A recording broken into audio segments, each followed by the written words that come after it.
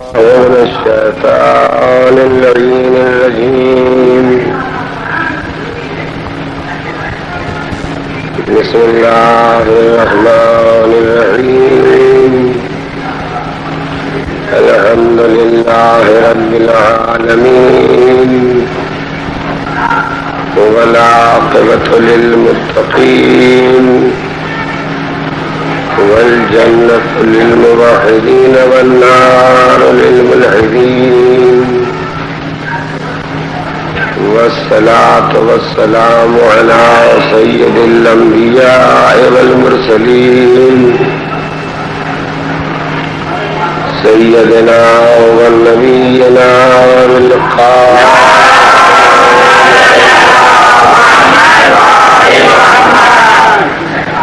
وآله الطيبين الطاهرين المعصومين،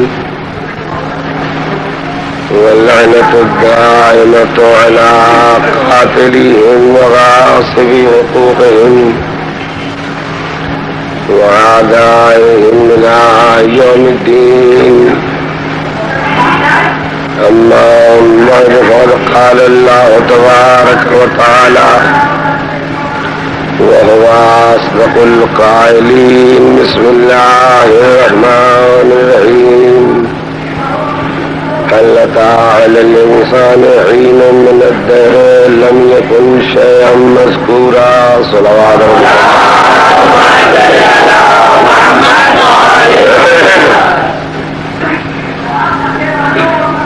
عزیزان محترم، آج جب میں سلسلہ کرام کو مکمل کر رہا ہوں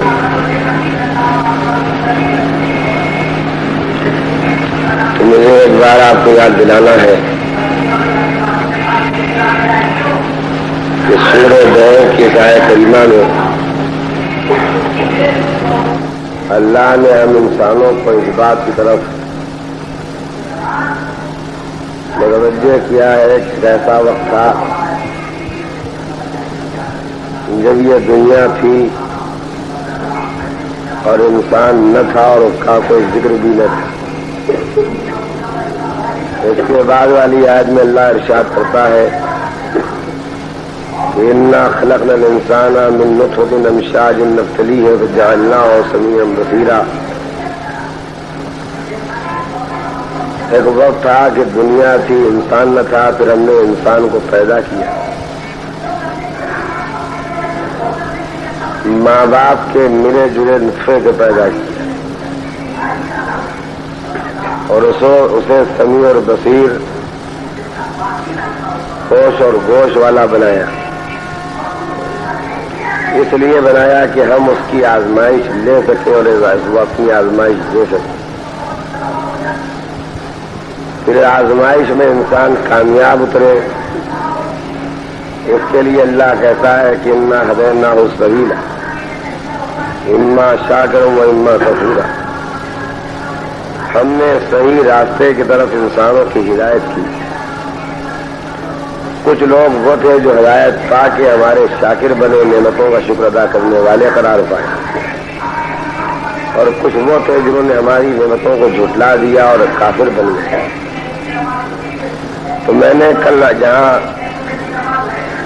بیان چھوڑا تھا، یا دوسرے لفظوں میں کل کے بیان کا جو ضروری خلاصہ ہے جس سے آج کی میری تقریر مربوط اور مرتبط ہے، وہ یہ ہے کہ میں نے یہ گزارش کی تھی اپنے دوستوں اور بھائیوں سے کہ قرآن مجید یہ بتاتا ہے کہ انسان بھی عبادت کے لیے پیدا ہوا ہے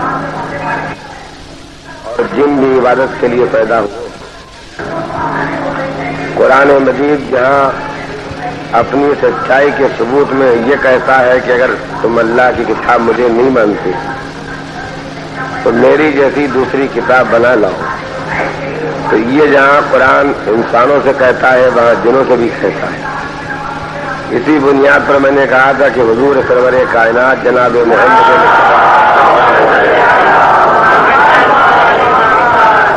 انسانوں کے لیے بھی نبی ہے اور جنوں کے لیے بھی نبی ہے. اور اسی بنیاد پر میں نے کل آپ کے سامنے کہا تھا کہ جب جنوں اور انسانوں کے نبی ہیں تو نبی کی جگہ پر جو نبی کا جانشین ہوگا وہ ہونا چاہیے جس کی پہنچ انسانوں تک ہو اور جس کی پہنچ جنوں تک ہو. مولا کائنات امیر المومنین علی بن ابی طالب میں نے یہ گزارش کی تھی کہ آپ کے سامنے مسجد کوفہ میں اجدہے کی شکل میں جنوں کے قبیلے کا سردار مسئلہ پوچھنے کے لیے آتا ہے، جس سے پتہ چلتا ہے کہ جنوں تک بھی علی کی پہنچ تھی. میں نے آخر کلام میں اس بات کی تفسیر آپ کے سامنے پیش کی تھی کہ ہم اثنا عشری شیعہ اصول دین 5 مانتے ہیں. اول توحید، دوسرے عدل، تیسرے نبوت، چوتھے امامت اور 5ویں قیامت. اگر کل کا بیان میرے عزیزوں کو یاد ہے تو میں نے یہ گزارش کی تھی کہ دین ایک ہے جو بدل نہیں سکتا، یعنی یہی 5 اصول دین وہ ہیں جو آدم سے لے کے حضور تک ایک رہے. اور میں نے اس پر بھی آپ کے سامنے توجہ دلائی تھی کہ جب دین آدمیوں کو بھی چاہیے اور جنوں کو بھی چاہیے تو یہی اصول دین جو 5 انسانوں کے لیے ہے یہی 5 اصول دین جنوں کے لیے بھی.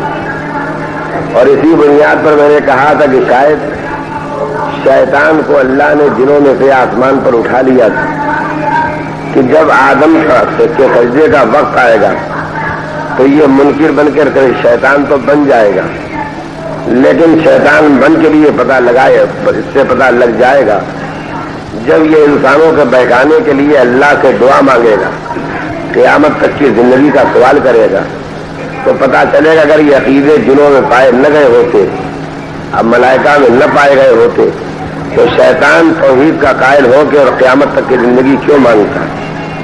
لیکن کسی میرے بھائی کو یہ خیال نہ ہونے پائے کہ میں یہ کہنا چاہتا تھا یا یہ کہنا چاہتا ہوں کہ جو ہمارے عقیدے ہیں وہی عقیدے شیطان کے تھے، بلکہ میں تو یہ کہنا چاہتا ہوں کہ شیطان ہو کے بھی پتہ بتاتا ہے کہ توحید کا وہ قائل تھا، وہ قیامت کا قائل تھا، البتہ اس نے اللہ کو عادل نہیں مانا تھا اور جناب آدم کی نبوت اور خلافت کو نہیں مانا تھا. تو یہی سے تو اس بات کا پتہ چلتا ہے کہ اگر آدمی اصول دین میں کچھ کو مانے اور کچھ کو نہ مانے تو کچھ کا ماننا کام نہیں آتا ہے، جیسے کہ شیطان کے لیے کچھ کا ماننا کام نہیں آیا. اب آج میرے ذمے یہ رہ گیا تھا کہ میں تفصیل کے ساتھ یہ سناؤں کہ ہم خاص طور سے عقیدہ امامت میں 2 باتوں کے قائل ہیں. ایک یہ کہ امام 12 ہیں، یعنی نہ 11 امام مانتے ہیں اور نہ 13 امام مانتے ہیں. اور معاف کریں گے آپ، صرف نئے آنے والوں کے سمجھانے کے لیے 1 منٹ میں آپ کا وقت اور لینا چاہتا ہوں کہ ہم 12 امام مانتے ہیں، جن میں حضور سرور کائنات جناب محمد مصطفیٰ صلی اللہ علیہ وسلم پر نبوت ختم ہونے کے بعد جو سلسلہ ہدایت شروع ہوتا ہے اس کا نام امامت ہے. اور 12 اماموں میں پہلے امام حضرت علی ہے، دوسرے امام آپ کے بڑے بیٹے امام حسن ہے، تیسرے امام حضرت علی کے چھوٹے بیٹے امام حسین ہے، اور اس کے بعد علی زین العابدین ہے، پھر علی بن حسین زین العابدین کے فرزند محمد باقر ہے، پھر محمد باقر کے فرزند جعفر صادق ہے، پھر جعفر صادق کے فرزند موسیٰ کاظم ہے، پھر موسیٰ کاظم کے فرزند علی رضا ہے، پھر علی رضا کے فرزند محمد تقی ہے، پھر محمد تقی کے فرزند علی نقی ہے، پھر علی نقی کے فرزند حسن عسکری ہے، پھر حسن عسکری کے فرزند امام محمد مہدی.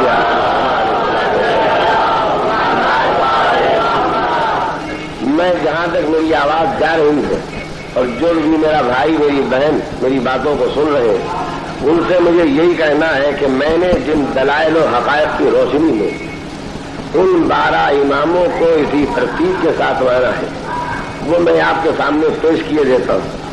لیکن پیش کرنے سے پہلے بسد ادب گزارش ہے کہ ایک بات ذہن میں باقی رکھیے گا کہ مذہبی دنیا میں سچا مذہب ایک ہوگا، ایک سے زیادہ مذہب اگر ہوں گے تو وہ مذہب غلط ہوں گے. مثال کے طور پر میں کسی مذہب کو غلط کہہ کے دل نہیں دکھانا چاہتا، لیکن ایک منطقی، ایک عقلی اور بالکل پکی بات یہ ہے کہ اگر دو مذہب پائے جاتے ہیں تو سچا مذہب ایک ہو، سچا مذہب ایک ہوگا، 9 سچے مذہب نہیں ہو سکتے۔ اگر 100 مذہب پائے جاتے ہیں تو ایک مذہب سچا ہوگا، 99 مذہب سچے نہیں ہو سکتے۔ میں بھائی، میں اب بہنوں کسی کا دل دکھائے بغیر یہ کہنا چاہتا ہوں کہ اگر غیر شیعہ اثنا عشری مذہب کوئی درست ہے تو اس درست ہونے کا مطلب ہی یہ ہے کہ ہم اثنا عشری شیعہ گمراہ ہیں، مرنے کے بعد ہماری عاقبت بخیر نہیں ہوگی۔ اب میں نے جب اپنے لیے بات کہی ہے تو ہر سننے والے کو اپنے لیے سوچنا چاہیے کہ مذہب سچا ایک ہوگا، دوسرا نہیں ہوگا۔ میں کل آپ کے سامنے نبوت اور قیامت اور توحید اور عدل اور امامت بیان کر چکا۔ اب آج میں خاص طور سے حوالوں کی ذمہ داریوں کے ساتھ بات شروع کرنا چاہتا ہوں۔ یہ 14ویں صدی ہجری ہے، توجہ چاہتا ہوں، سہراج بھیجے محمد راجہ، میں اس سے بہتر مل جل کے سلوات بھیجے محمد۔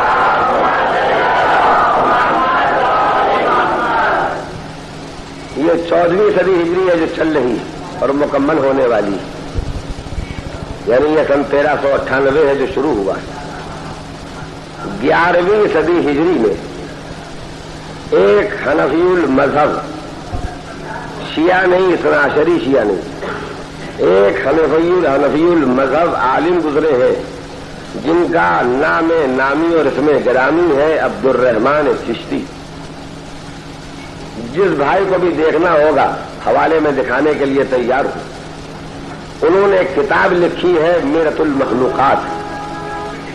میرۃ المخلوقات فارسی میں لکھی گئی، اس میرۃ المخلوقات کا اردو میں ترجمہ ہوا ہے بشارت احمدی کے نام سے۔ تو اب 11ویں صدی میں جو میرۃ المخلوقات لکھی جناب عبد الرحمن چشتی نے، ان کا بشارت احمدی کے نام سے جو اردو میں ترجمہ ہوا، تو ترجمہ کرنے والے بھی 2 عالم تھے اور وہ دونوں بھی حنفی المذہب ہیں۔ ایک لکھنؤ کے مشہور علماء کے خاندان فرنگی محل کے ملا محمد مبین فرنگی محلی ہیں، اور دوسرے جناب عبدالعزیز ہیں۔ کتاب کے ٹائٹل پر لکھا ہے کہ ہم دونوں حنفی المذہب ہیں۔ تو انہوں نے عبد الرحمن چشتی کی کتاب میرۃ المخلوقات کا ترجمہ کیا ہے، اور دونوں نے اپنی اپنی کتاب کا نام بشارت احمدی رکھا ہے۔ بے حد توجہ چاہتا ہوں۔ اور عبد الرحمن چشتی جنہوں نے 11ویں صدی میں سنسکرت کی ہندوؤں کی کتابوں کا ترجمہ کیا ہے اور ترجمے کا نام میرۃ المخلوقات لکھا ہے، وہ یہ لکھتے ہیں کہ میں جس ہندی اور سنسکرت کی کتاب کا ترجمہ کر رہا ہوں اس کا نام اتراکھنڈ ہے۔ اب اتنی باتیں اگر آپ یاد رکھ سکے ہو تو میں آگے سلسلہ کلام بڑھاتا ہوں کہ اتراکھنڈ کا ترجمہ کرتے ہوئے علامہ عبد الرحمن چشتی نے میرۃ المخلوقات میں، اور ان کی فارسی کتاب کا اردو میں ترجمہ کرتے ہوئے جناب عبدالعزیز اور جناب ملا محمد مبین فرنگی محلی نے بشارت احمدی میں یہ لکھا کہ جب دنیا میں جنوں کی آبادی ہٹائی جانے لگی تو اس وقت جو بزرگ تھے ان کا نام انہوں نے لکھا ہے مہادیو، اور ان کی بیوی تھی جن کا نام ہے پاروتی۔ مہادیو اور پاروتی کی گفتگو کا ترجمہ گفتگو لکھی گئی ہے اتراکھنڈ میں۔ اتراکھنڈ کا ترجمہ ہے میرۃ المخلوقات، میرۃ المخلوقات کا ترجمہ ہے بشارت احمدی۔ اور میں نے آپ کے سامنے تذکرہ بار بار کیا کہ آج اس کتاب کو چھپے ہوئے 400 سال ہوئے، تو اگر دنیا میں کسی آدمی کے پاس اس بات کے کہنے کی گنجائش ہوتی کہ ترجمہ جھوٹا کیا گیا ہے تو 400 سال کے اندر کوئی ایک تو آواز آنا چاہیے تھی، لیکن آج تک آواز نہیں آئی۔ اب آپ سنیے کہ پاروتی مہادیو سے پوچھنا شروع کرتی ہے کہ اب جنوں کے بعد کیا ہوگا، تو وہ بیان کرتے ہیں کہ انسان پیدا ہوں گے، اور انسانوں کے آخری زمانے میں جو لفظ ہے، توجہ کے ساتھ میرے نوجوانوں اور بھائیوں سنو، ایک مہامت پیدا ہوگا۔ ذرا اس محمد کو محمد سے ملائیے تو کتنا قریب ہے. کہا اللہ ایک محمد کو پیدا کرے گا اور محمد کو ایک لڑکے کو لڑکا دے گا، پھر اس لڑکے کا انتقال ہو جائے گا، لڑکوں کو اپنے پاس بلا لے گا. یہ دیکھیے اتراکھنڈ میں مہادیو اور پاروتی کی گفتگو ہے، جس کا پہلا ترجمہ فارسی میں عبد الرحمان چشتی کر رہے ہیں حنفی المذہب، پھر جس کا اردو ترجمہ بشارت احمدی میں 2 حنفی المذہب عالم کر رہے ہیں. اب اس کے بعد بھی ہم کو سچائی بیان کرنے کا حق ہے یا نہیں ہے؟ تو کہتے ہیں کہ جب لڑکوں کا انتقال ہو جائے گا تو اللہ محمد کو ایک لڑکی دے گا. اب میں آپ کو سناتا جاؤں گا اور آپ تاریخ کو فاطمہ سے، حسن سے، حسین سے، علی سے ملاتے جائیے گا. کا ایک ایسی لڑکی دے گا جو گناہوں سے پاک اور پاکیزہ ہوگی. عزیزو محمد کی لڑکی جب گناہوں سے پاک اور پاکیزہ ہوگی تو ہم بھی تو یہی کہتے ہیں کہ فاطمہ زہرا صلوات اللہ علیہا.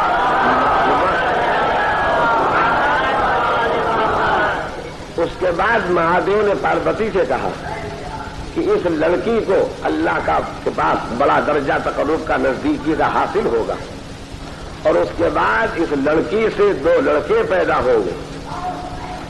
ان میں سے دونوں شہید ہوں گے، ایک زہر سے شہید ہوگا، ایک تلوار سے شہید ہوگا. فقرہ تو سنیے. کہا یہ لڑکے محمد کی بیٹی کے ہوں گے مگر محمد کے بیٹے کہلائیں گے. توجہ چاہتا ہوں، آج بھی ہم کہتے ہیں کہ حسین و حسن رسول کے نواسے بھی ہیں اور ابن رسول بھی ہیں، فرزند رسول بھی ہیں. اس لیے کہ آئے مبالہ میں جب نصارہ نجران کے سامنے بلایا ہے تو یہی کہا تھا کہ تم اپنے بیٹوں کو لاؤ، ہم اپنے بیٹوں کو لاتے ہیں. اور حضور یہ امام حسن اور امام حسین کو لے کر کے گئے تھے. تو سچائیاں دیکھیے ملتی جا رہی ہیں. اس کے بعد مہادیو پاروتی سے کہتے ہیں کہ جب محمد کا انتقال ہو جائے گا تو اس کے ماننے والے اس کا دین چھوڑ دیں گے. پڑھیے تاریخ اسلام. ماننے والے نام باقی رکھیں گے، دین چھوڑ دیں گے، یہاں تک کہ یہی ماننے والے چھوٹے نواسے کو قتل کریں گے. شہادت حسین کا تذکرہ ہے.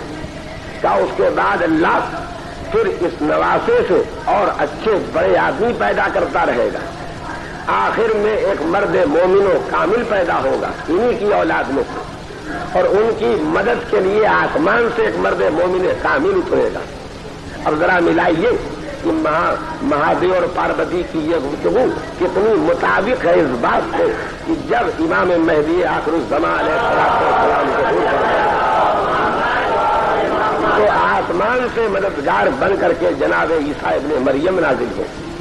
مہادیو پاروتی سے کہتے ہیں کہ پھر ساری دنیا میں صرف ایک محمد کا دین رہ جائے گا اور سارے دین مٹ جائیں گے. اور یہ محمد کی اولاد میں آخری مرد کامل اس وقت ظاہر ہوگا جب زمین ظلم سے بھری ہوگی. پہچانیے حضور کی مشہور حدیث سے کتنی مطابق ہے یہ بات کہ میرا آخری بچہ کب ظہور کرے گا؟ جب زمین ظلم سے بھر گئی ہوگی اور ظہور کے بعد وہ اسے عدل سے بھر دے گی. کا اس کے بعد ایک وقت ایسا بھی آئے گا جب یہ محمد کا آخری بیٹا بھی انتقال کر جائے گا. یہ مہادیو پاروتی سے اس وقت کی باتیں کر رہے ہیں جب انسان ابھی پیدا نہیں ہوئے ہیں اور جنوں کی آبادیاں بستیاں دنیا سے اجاڑی جا رہی ہیں. کہا جب یہ محمد کی اولاد کا آخری مرد کامل بھی اس دنیا سے اڑ جائے گا تو پھر یہ دنیا ختم ہو جائے گی. نہ زمین باقی رہے گی، نہ آسمان باقی رہے گا، نہ انسان باقی رہیں گے. اب آپ پہچانیے کہ حضور کی زندگی سے لے کر کے اور قیامت تک کا عقیدہ جو میں نے آپ کے سامنے بیان کیا ہے یہ صرف ہم اثنا عشری شیعوں کا عقیدہ ہے یا اسے 2 حنفی عالم بشارت احمدی میں لکھتے ہیں اور وہ نقل کرتے ہیں تیسرے حنفی عالم سے جن کا نام عبد الرحمان چشتی ہے اور وہ نقل کرتے ہیں اتراکھنڈ کی اس کتاب سے جو ہندوؤں کی کتاب ہے. اب آپ پہچانیے کہ سچائیاں مٹائی تو نہیں جا سکتی ہیں. ایک سلوات بھیج دیں محمد. میں مل جل کے سے بہتر ہے سلوات بھیجے محمد.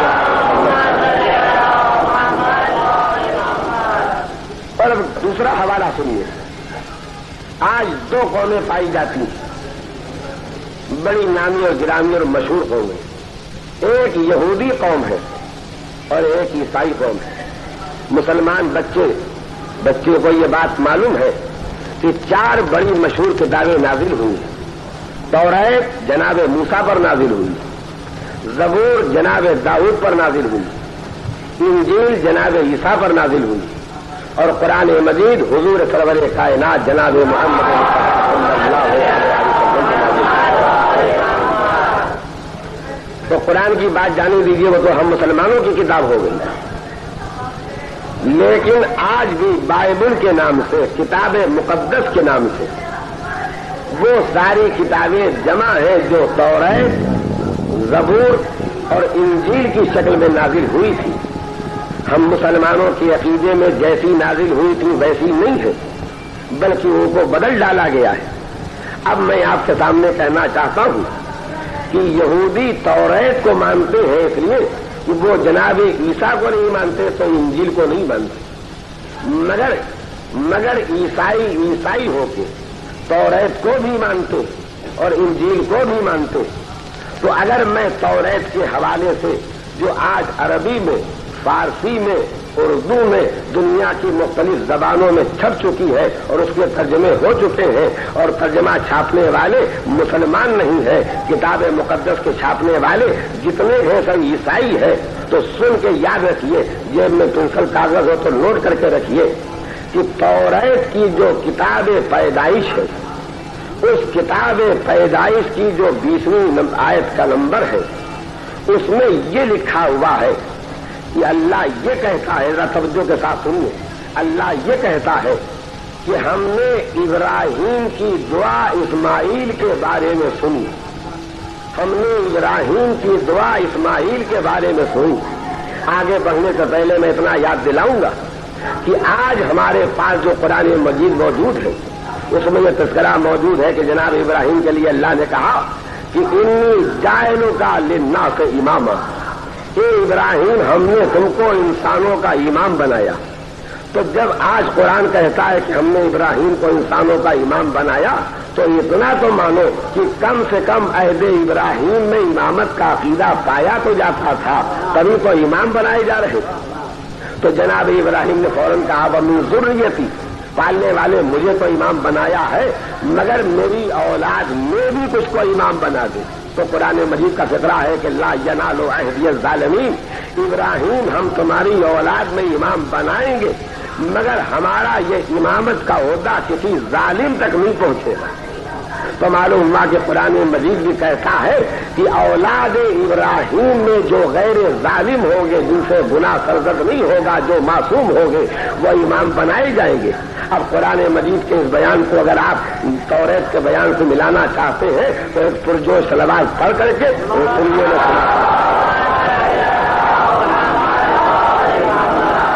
صحیح ہے کہ مجلس 8 گھنٹہ دیر میں شروع ہوئی ہے، لیکن آپ یاد رکھیں کہ یہ راتیں روز پلٹ کے نہیں آتی ہیں. تھوڑی دیر کے لیے آپ اپنی نیند اور تھکن پر قابو پا کے میری مدد کریں کہ میں پورے جوش کے ساتھ آپ کے سامنے ان تفسیروں کو پیش کر سکوں. مل جل کے بآواز بلند صلوات دیں. تو قرآن بھی کہتا ہے کہ جناب ابراہیم نے اپنی اولاد میں اپنی ذریت و امامت مانگی. اور توریت کی کتاب پیدائش کی 20ویں آیت میں یہ اللہ کہتا ہے، توجہ چاہتا ہوں، لفظ دکھانے کی ذمہ داری ہے میری، کہ ہم نے ابراہیم کی دعا اسماعیل کے بارے میں سنی اور ہم نے وعدہ کیا کہ ہم اسماعیل کی اولاد میں 12 بڑے سردار پیدا کریں گے. سننے والوں مجھے سوچ کے بتاؤ، آج کتاب میں بدل جانے کے باوجود بھی توریت میں اتنا باقی ہے کہ اللہ نے جناب ابراہیم سے وعدہ کیا ہے کہ ہم نسل اسماعیل میں 12 بڑے سردار پیدا کریں گے، اور کہا کہ میں ان کو برومند بناؤں گا، ان کو ایک عظیم امت بناؤں گا. تو اگر آج ہم 12 اماموں کے ماننے والے ہیں تو ان 12 اماموں کی امامت کی تعداد کا تذکرہ اس توریت میں بھی ملتا ہے، جسے عیسائی بھی مانتے ہیں، جسے یہودی بھی مانتے ہیں. صلوات بھیجیے محمد. اب اس کے بعد میں مرحلہ بیان کو اس منزل پر لانا چاہتا ہوں کہ ایک کتاب ہے ینابیع المودت، جس کا میں نے اکثر بیشتر آپ کے سامنے تذکرہ کیا ہے. یہ ترکی میں بھی چھپی ہے، یہ عربی میں بھی چھپی ہے، یہ فارسی میں بھی چھپی ہے، اور یہ اردو میں بھی چھپی ہے، اور ہر زبان میں اس کے مختلف ایڈیشن چھپے ہیں. اس کتاب کے لکھنے والے ہیں جناب شیخ سلیمان قندوزی نقشبندی. جب بادشاہان ترکی خلیفۃ المسلمین کہلاتے تھے تو اس وقت خلیفہ کا جو عالم دین ہوتا تھا وہ شیخ الاسلام کہلاتا تھا. جناب شیخ سلیمان قندوزی نقشبندی اپنے وقت کے خلیفہ کے عالم دین ہیں اور شیخ الاسلام ہیں. انہوں نے ینابیع المودت میں ذرا توجہ چاہتا ہوں، یہ اثنا عشری نہیں ہے، یہ شیعہ نہیں ہے، یہ تو جو ترکی میں خلیفہ ہوتے تھے ان کے عالم دین ہیں. تو حنفی ہے، نقشبندی ہے. اب آپ کے سامنے مجھے اتنا کہنا ہے کہ اگر میں نے اپنے مذہب کے کسی آدمی کی کتاب پیش کی ہوتی تو آپ مجھ سے کہہ سکتے تھے کہ تمہارا مذہب تو تمہاری کتاب میں ملے گا. میں تو جھوٹ بھی لکھ سکتا ہوں اپنے مذہب کو سچا ثابت کرنے کے لیے، لیکن جو ہمارے مذہب کے ماننے والے نہیں ہیں اگر ان کی کتابوں میں ہماری باتیں ملتی ہیں تو اگر یہ سچی نہ ہوتی تو انہیں لکھنے کی ضرورت کیا پیش آ سکتی تھی. سوال بھیجیے محمد. تو جناب شیخ سلیمان قندوزی نقشبندی نے ینابیع المودت میں باب قائم کیا ہے، یعنی سرخی ہے. کیا سرخی ہے؟ 12 امام اور ان کے نام. 12 امام اور ان کے نام. اب آپ بتائیں کہ جب سلیمان نقشبندی یہ سرخی لکھتے ہیں اپنے باب مضمون کی کہ 12 امام اور ان کے نام، اور وہ نام وہی ملتے ہیں جو جن کو آج ہم امام مانتے ہیں، تو اب دنیا چاہے مانے چاہے نہ مانے لیکن یہ تو ماننا پڑے گا کہ اصلی امام تو یہی 12 امام ہے. ٹھہر جائیے. وہ سلسلے میں 3 واقعے لکھتے ہیں. اس میں پہلا واقعہ تفصیل کے ساتھ آپ کو سناؤں گا. وہ یہ لکھتے ہیں کہ ایک یہودی تھا جس کا نام ناصل تھا اور جس کا لقب ابو عمارہ تھا. یہ یہودی حضور سرور کائنات جناب محمد مصطفیٰ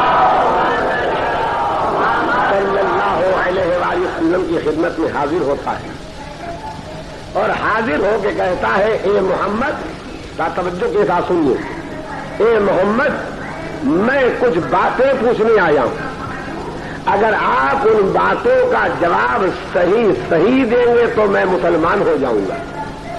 تو آنے والا یہودی کیا کہتا ہے؟ یعنی محمد پکار کے یہ کہتا ہے کہ میں بھی تمہیں نبی نہیں مانتا. توجہ چاہتا ہوں. اور یہ کہتا ہے کہ میں کچھ سوالات کروں گا، اگر آپ نے میرے سوالوں کا جواب صحیح دیا تو میں مسلمان ہو جاؤں گا. میں ایک بات کہنا چاہتا ہوں کہ 2 طرح کے پوچھنے والے ہوتے ہیں، ذرا ان کو پہچان لیجیے. ایک وہ ہوتے ہیں کہ جن کے پاس سوال کا جواب نہیں ہوتا، وہ جانتے نہیں تو وہ پوچھنے کے لیے آتے ہیں. اور کچھ وہ ہوتے ہیں جو سوال کا جواب رکھتے ہیں، وہ پوچھنے آتے ہیں تو اس لیے نہیں کہ انہیں معلوم کرنا ہوتا ہے، بلکہ وہ اس لیے پوچھنے آتے ہیں کہ ہمارا جواب ان کے جواب سے ٹیلی کرتا ہے یا نہیں کرتا ہے.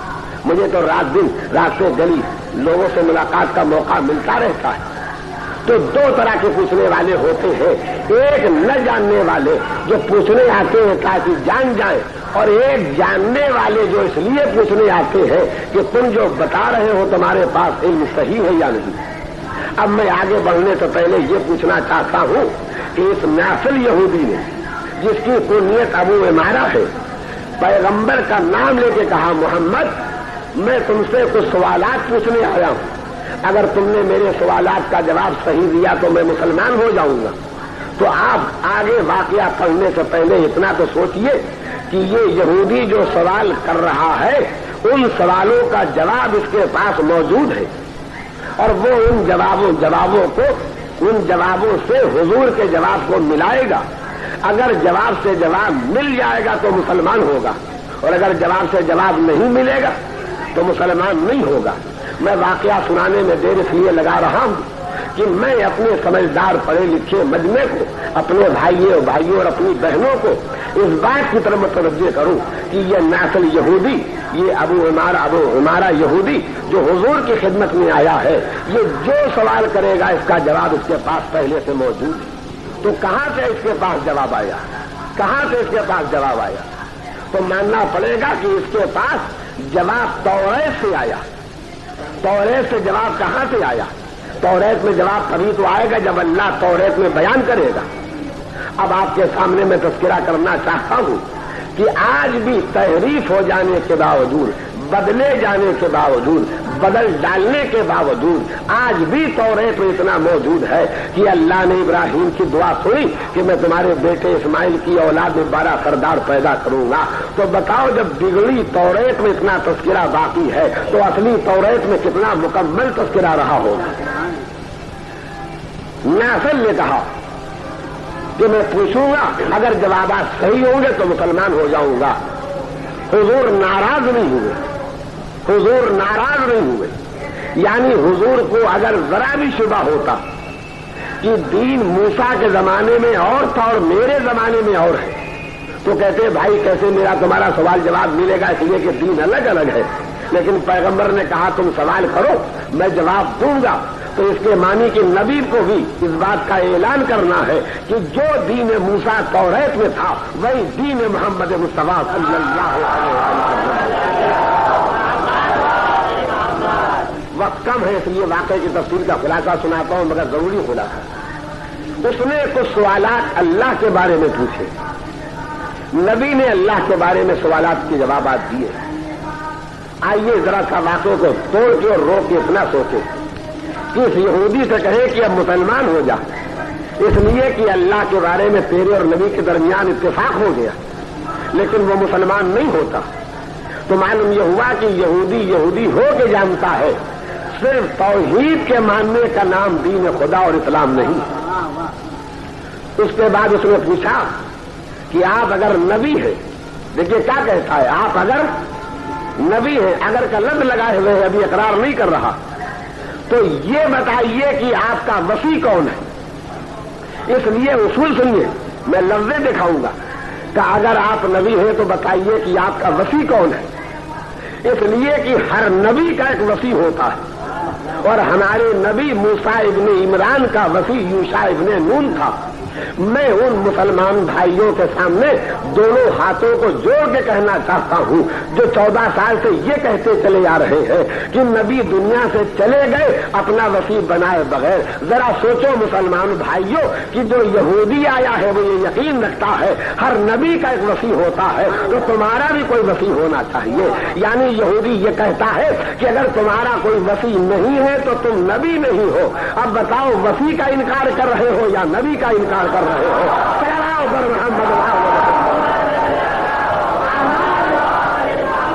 किताब मेरी नहीं है, लिखने वाला मेरे मजहब का मानने वाला नहीं है, आपके मजहब का मानने वाला है, लिहाजा आपको सुनना चाहिए और फैसला करना चाहिए।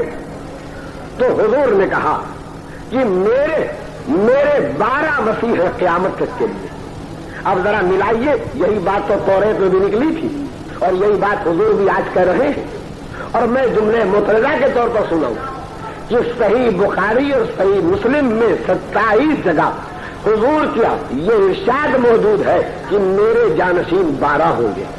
सही मुस्लिम मेरी किताब नहीं है, सही बुखारी मेरी किताब नहीं है, तो आप तो मानो कि इमाम 12 होंगे, न 11 होंगे, न 13 होंगे। उन्हें सोचना चाहिए जिनके इमाम या 12 से कम रह गए हैं या 12 से बढ़ गए हैं कि तुम्हारी तादाद न तौरेत में बयान की जा रही है, न इंजील में बयान की जा रही है, न महादेव पार्वती से बयान कर रहे हैं, न हुजूर सरवर कायनात यहूदी से बयान कर रहे हैं। मैं जुल के सलावत भेजे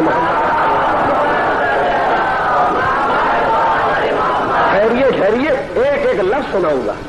कहा मेरे 12 जानशीन हैं और उसके बाद कहा कि मेरे पहले जानशीन ये मेरे भाई अली इब्ने अबी तालिब।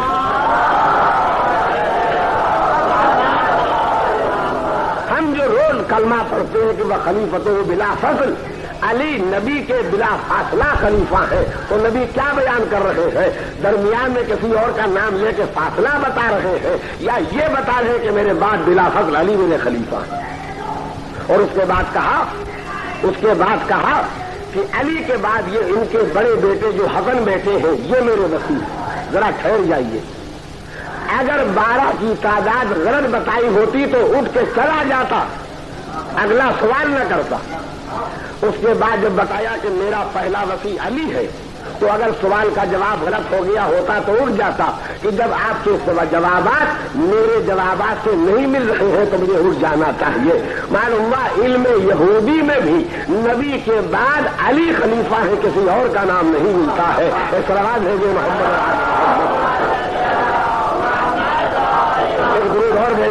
اور آل محمد۔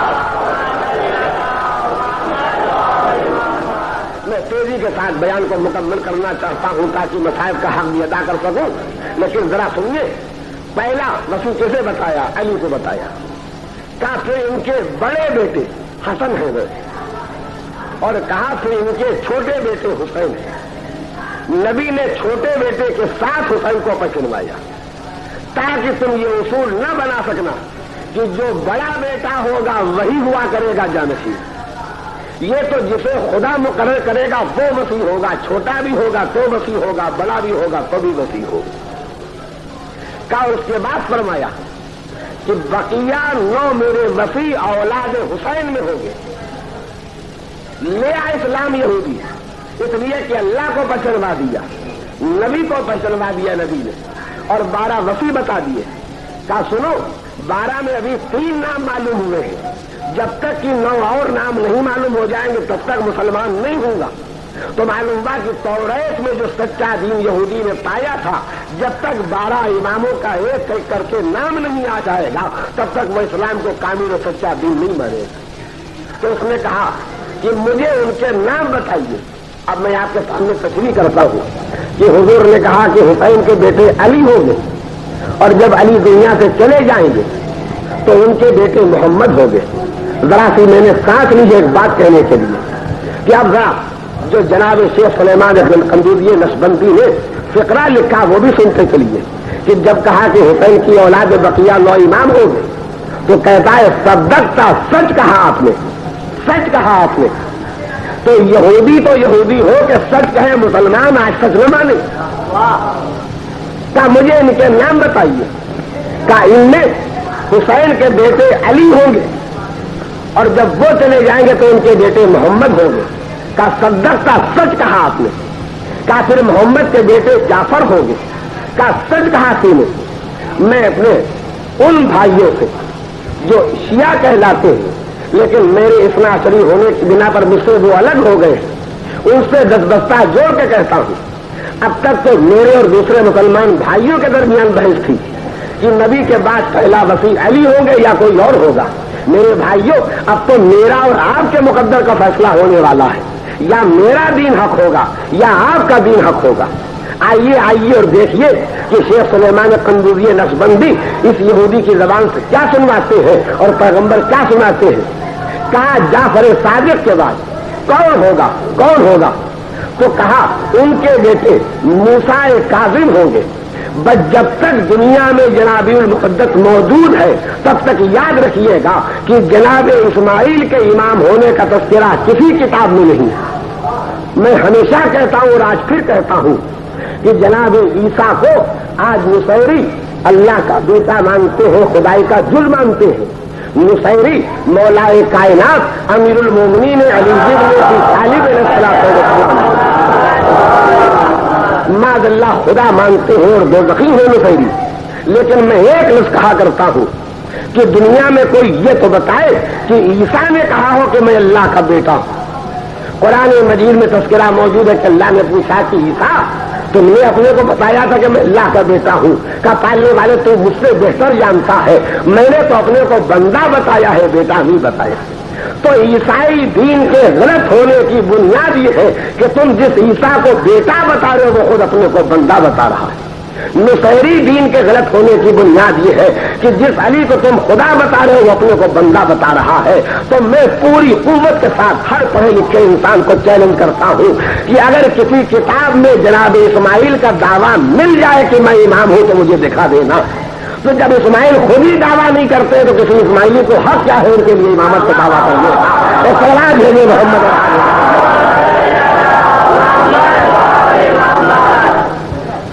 موسیٰ کاظم کے بعد کون امام ہوگا؟ کہ جب وہ نہ رہیں گے تو ان کے بیٹے علی امام ہوں گے۔ کہ ان کے بعد کہ جب علی نہیں رہیں گے تو ان کے بیٹے محمد امام ہوں گے۔ اور میں نے لفظ دوہرایا نہیں ہے، جب نبی اگلے امام کا نام بتاتے ہیں تو یہودی کہتا ہے صدقتا، سچ کہا تم نے، سچ کہا تم نے، سچ کہا تم نے، یعنی جوابات توریت سے ملاتا جا رہا ہے، جوابات توریت سے ملاتا جا رہا ہے۔ کہ پھر ان کے بیٹے محمد کے بیٹے کو، اور محمد کے بعد کون ہوگا؟ کہ ان کے بیٹے علی ہوں گے، اور جب وہ نہ رہیں گے تو ان کے بیٹے حسن ہوں گے، جب وہ نہ رہیں گے تو ان کے بیٹے محمد مہدی ہوں گے آخری زمان۔ اللہ کو پوچھا مسلمان نہیں ہوا، نبی کو پوچھا مسلمان نہیں ہوا، نبی سے 12 وصی پوچھے مسلمان نہیں ہوا، پہلے امام علی کو پوچھا مسلمان نہیں ہوا، لیکن جب 12ویں امام کا نام بھی آیا تو ایک مرتبہ اٹھا، کہا ہاتھ بڑھاؤ میں مسلمان ہوتا ہوں، سلوات بھیج دے محمد۔ اور اس کے بعد اگر آپ یاد رکھ سکیں تو سنیے، میں ابھی بمبئی میں موجود ہوں، جس کو حوالہ دیکھنا ہو میرے پاس آگے دیکھ سکتا ہے، کتاب بھی میرے پاس موجود ہے اور میرے پاس نوٹس بھی ہیں حوالوں کے، توجہ چاہتا ہوں۔ جب مسلمان ہو گیا کہ ہم پر ہمارے پاس جو توریت تھی ہم نے اس میں یہی کچھ پڑھا تھا جو آپ نے بیان کیا ہے، تو اب تو یقین آیا کہ جن 12 اماموں کی امامت کا عقیدہ ہم رکھتے ہیں، جناب موسیٰ کی امت بھی یہی عقیدہ رکھتی تھی اور توریت میں یہی 12 اماموں کے نام بتائے گئے۔ اور اس کے بعد اس نے کہا کہ مجھے تو اپنی کتاب میں علی کا نام ایلیا ملا تھا، حسن کا نام شبر ملا تھا، حسین کا نام شبیر ملا تھا۔ نبی نے اسی لیے شبیر و شبر نام بھی رکھ دیے تھے تاکہ عرب کے نام ملے تو حقیقت پہچان لی جائے، توریت کے نام ملے تو حقیقت پہچان لی جائے۔ اور اس کے بعد اس نے کہا کہ ہم نے توریت میں پڑھا ہے کہ یہ آپ کا چھوٹا نواسا کربلا کے میدان میں قتل کیا جائے گا، پوری شہادت کی تفصیل اس نے بتائی۔ اور اسی ینابی المبدت میں جندل ابن جنازہ ایک دوسرا یہودی آتا ہے، وہ بھی حضور سرور کائنات سے اسی قسم کے سوالات کرتا ہے۔ تو آپ نے ابھی سنا کہ پیغمبر نے ناسل ابو عمارہ یہودی کو نام بتائے تھے، لیکن جب جندل ابن جنازہ آتا ہے یہودی تو آپ نے جس امام کا نام بتایا ہے کہ یہ پہلے حسن، پہلے علی ہے، پھر اس کے بعد حسن ہے، پھر حسین ہے، پھر ان کے بیٹے علی ہے، اب لقب بھی بتایا کہ ان کا لقب زین العابدین ہوگا۔ تو معلوم یہ ہوا کہ توریت میں علی بھی نام لکھا تھا اور زین العابدین کا لقب بھی لکھا تھا، ان کی شہادت بھی لکھی تھی۔ وہ پوچھتا ہے کہ یہ بتاؤ میں کہ علی اور حسن اور حسین کی شہادت کیسے ہوگی؟ کہ علی کا سر تلوار سے زخمی ہوگا، حسن کو زہر دیا جائے گا، اور حسین جس طرح سے جانور ذبح کیے جاتے ہیں اس طرح سے راہ خدا میں ذبح کر دیا جائے گا۔ بس میں اپنا بیان روک دینا چاہتا ہوں، تذکرے تو اور بھی باقی کہ اب اس کے بعد یہ بتائیے کہ 12 اماموں کی امامت ہندو مذہب سے، عیسائی مذہب سے، یہودی مذہب سے، حنفی مذہب سے ثابت ہے یا نہیں ہے؟ اور میں اپنے ان ستائے جانے والے بھائیوں سے بھی ہمدردی رکھتا ہوں جن کو ان کے مذہب کے ماننے کے باوجود تکلیفیں دی جا رہی ہیں، ان کو قبرستان میں دفن ہونے کا موقع نہیں دیا جا رہا۔ میں ان سے ہمدردی رکھتا ہوں جن کو شادیاں کرنے کا موقع نہیں دیا جا رہا۔ میں ان سے ہمدردی رکھتا ہوں جن سے نماز پڑھنے کے لیے بھی ٹکٹ کے پیسے لیے جاتے ہیں۔ لیکن عزیزوں ایک بات کہنا چاہتا ہوں، جو دنیا میں قبر کی جگہ نہیں دلا سکتا ہے وہ آخرت میں جنت میں جگہ کیسے دلا سکتا ہے؟ مگر میرے مظلوم بھائیوں، تمہاری لڑائی کی بنیاد غلط ہے۔ تم دولت دنیا کے لیے لڑنا چاہتے ہو، اللہ ان کی مدد کرتا ہے جو دین کے لیے لڑا کرتے ہیں۔ تو بجائے جائیداد حاصل کرنے کے حق حاصل کراؤ، خدا تمہاری مدد کے لیے موجود ہے اور تیار ہے، اور اللہ جب مددگار ہے تو کوئی کسی کا کچھ بگاڑنے والا نہیں ہے۔ یہ صلوات ہے جو محمد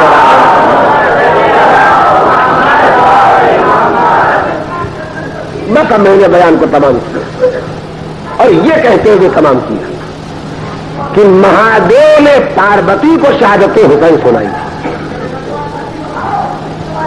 یہودیوں نے حضور کی خدمت میں آ کے بیان کیا کہ شہادت حسین کی تفصیل ہماری کتاب توریت کو پائی جاتی ہے، اور کل میں نے آپ کو سنایا تھا کہ جناب اسماعیل نبی جو دمبیوں کو چرایا کرتے تھے، ان کی دمبیوں نے جب گھاٹ پہ فرات کے پانی پینا چھوڑ دیا تو انہوں نے اللہ سے پوچھا تھا۔ میں تو اب بیان کو یہ اور لانا چاہتا ہوں کہ آج ہم ازاداروں کے دل میں حسین کے اس گھوڑے کے لیے بھی بڑی جگہ ہے جس کا نام ذوالجناح تھا۔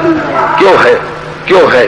اس لیے کہ اس گھوڑے نے ہم ازاداروں پر، ہم شیعوں پر، ہم حسین کے چاہنے والوں پر ایک احسان کیا ہے، 2 احسان کیے ہیں۔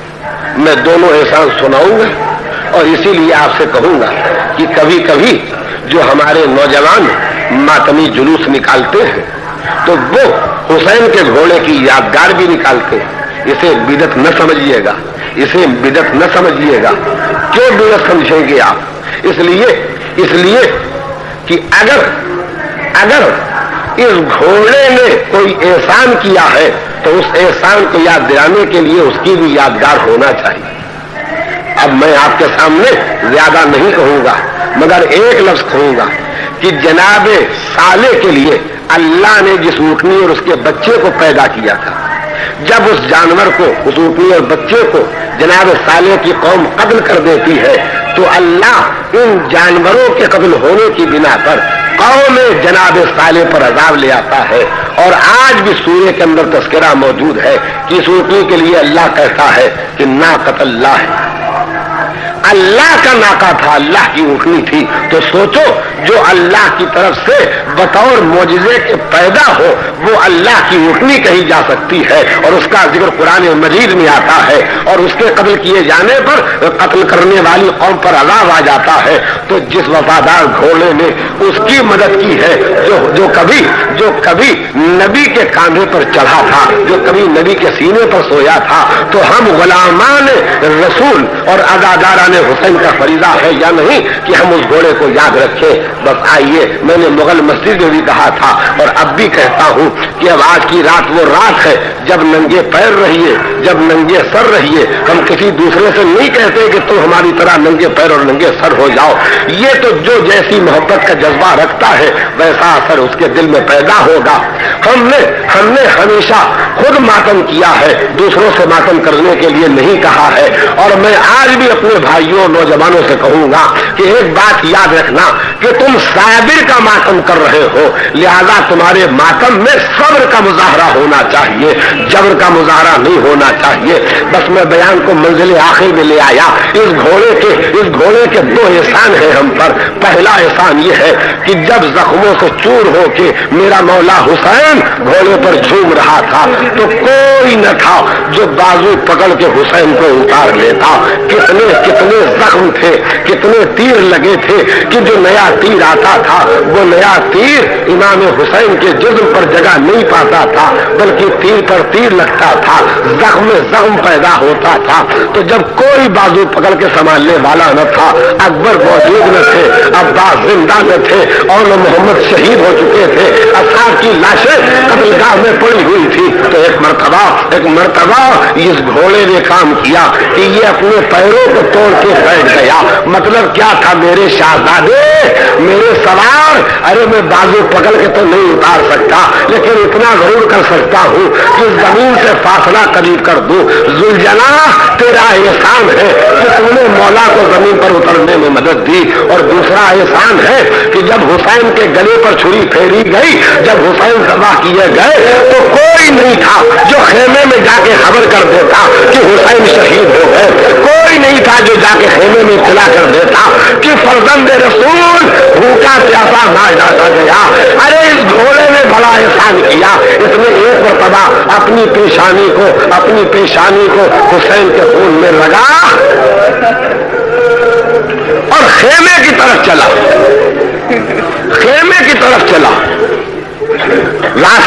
راستے میں شام کے لشکر میں روکنا چاہا مگر یہ حسین کا گھوڑا اب روکے نہیں رکتا ہے، کچھ کو دانتوں سے کاٹتا ہے، کچھ کو پیروں سے مارتا ہے، کچھ کو لاتوں سے مارتا ہے، یہاں تک کہ دشمن کا لشکر ہٹ گیا اور جا کے ایک مرتبہ دو خیمہ پر اس نے آواز دی۔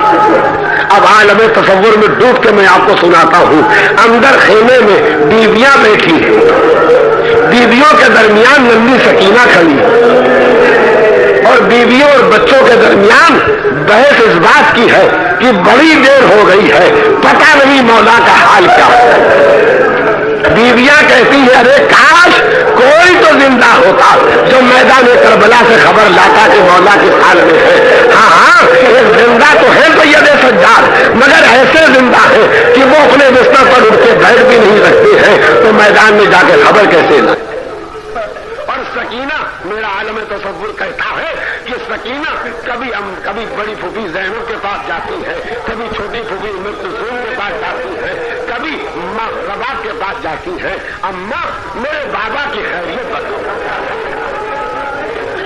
میرا دل کہتا ہے کہ جب بچی بابا کی خیریت پوچھتی تھی تو بیویاں اور رونے لگتی تھی، اور سکینہ کہتی تھی اماں جب میں بابا کو پوچھتی ہوں تو تم زیادہ رونے کیوں لگتی ہو، اور زیادہ رونے کیوں لگتی ہو؟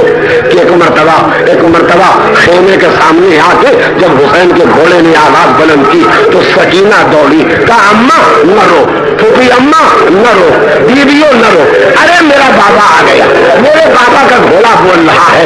آگے آگے دوڑتی ہوئی سکینہ نکلی، میں نہ پڑھوں گا، مجلس تمام کر دوں گا، مگر میرے بھائیوں میری بہنوں ایک منٹ ذرا رکو، اگر آپ دن کے 4 بجے یا 5 بجے یا رات کے 8 بجے یا 9 بجے دفتر سے یا دکان سے اپنے آفس سے واپس آتے ہیں تو جو پیارے بچے ہوتے ہیں وہ آپ کے آنے کا انتظار کیا کرتے ہیں، اور جب دوڑتے ہیں تو جب آنے کی خبر پاتے ہیں تو دوڑتے ہیں اور دوڑ کے لپٹ جاتے ہیں۔ جب سکینہ بے چین تھی اپنے بابا کے لیے، ایک مرتبہ باپ کے گھوڑے میں آواز دی، کہا بیویوں نہ رو، میرا بابا آ گیا، میرا بابا آ گیا۔ آگے آگے دوڑتی ہوئی سکینہ نکلی، پیچھے پیچھے زینب آئی، ام کلثوم آئی، رباب آئی، رقیہ آئی، لیکن آنے کے بعد کیا دیکھا کہ گھوڑا آیا ہے، سوار نہیں آیا ہے۔ تین ڈھلی ہوئی ہے، باغیں کٹی ہوئی ہیں، بیویاں لپٹ گئی، عورتوں نے حلقے میں لے کے ماتم کرنا شروع کیا۔ اے وفادار گھوڑے تیرا سوار کیا ہوا؟ صاحبان اولاد سنے، اے میری بہنوں خدا تمہاری گودیوں کو آباد رکھے، اے میرے بھائیوں اللہ تمہارے گھروں کے چراغوں کو روشن رکھے۔ ارے ذرا دیر پہلے جب حسین میدان میں جا رہے تھے تو سکینہ گھوڑے کے پیر سے لپٹ گئی تھی، میرے بابا کو نہ لے جا، ارے میں بابا کو نہ لے جانے دے گی۔ ارے دنیا نے دیکھا وہی سکینہ گھوڑے کے پیروں سے پھر لپٹی ہوئی ہو رہی ہے۔ اے گھوڑے ارے میں یتیم ہو گئی، میرا باپ مار ڈالا گیا، اب کون مجھے سینے پر ہلائے گا، کون مجھے پیار کرے گا؟ سیعلم الذین ظلموا ای منقلب ینقلبون۔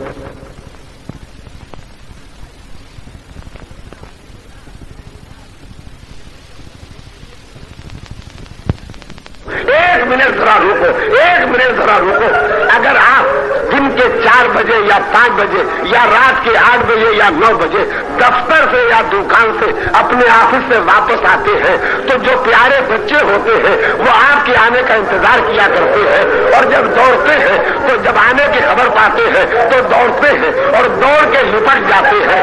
جب سکینہ بے چین تھی اپنے بابا کے لیے تو ایک مرتبہ باپ کے گھوڑے نے آواز دی، کہا بیویوں نہ رو، میرا بابا آ گیا، میرا بابا آ گیا۔ آگے آگے دوڑتی ہوئی سکینہ نکلی، پیچھے پیچھے زینب آئی، ام کلثوم آئی، رباب آئی، رقیہ آئی، لیکن آنے کے بعد کیا دیکھا کہ گھوڑا آیا ہے، سوار نہیں آیا ہے۔ تین ڈھلی ہوئی ہے، باغیں کٹی ہوئی ہیں، بیویاں لپٹ گئی، عورتوں نے حلقے میں لے کے ماتم کرنا شروع کیا۔ اے وفادار گھوڑے تیرا سوار کیا ہوا؟ صاحبان اولاد سنے، اے میری بہنوں خدا تمہاری گودیوں کو آباد رکھے، اے میرے بھائیوں اللہ تمہارے گھروں کے چراغوں کو روشن رکھے۔ ارے ذرا دیر پہلے جب حسین میدان میں جا رہے تھے تو سکینہ گھوڑے کے پیر سے لپٹ گئی تھی، میرے بابا کو نہ لے جا، ارے میں بابا کو نہ لے جانے دوں گی۔ ارے دنیا نے دیکھا وہی سکینہ گھوڑے کے پیروں سے پھر لپٹی ہوئی ہو رہی ہے۔